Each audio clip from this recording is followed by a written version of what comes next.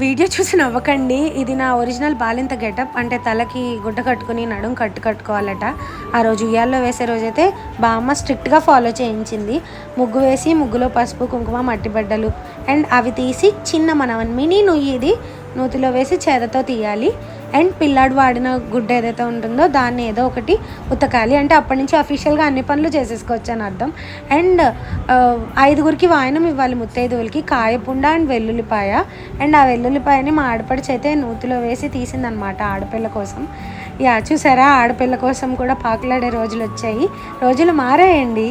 Yeah మరి పేర్లు చెప్పించి లోపలికి రమ్మన్నారు. చాలా ఇంట్రెస్టింగ్గా అనిపించాయి తంతులని. నేను శేషాద్రి అచ్యుత రామ శర్మ గారు కుటుంబం వెరీ గుడ్. రవికిరణ్ కుటుంబం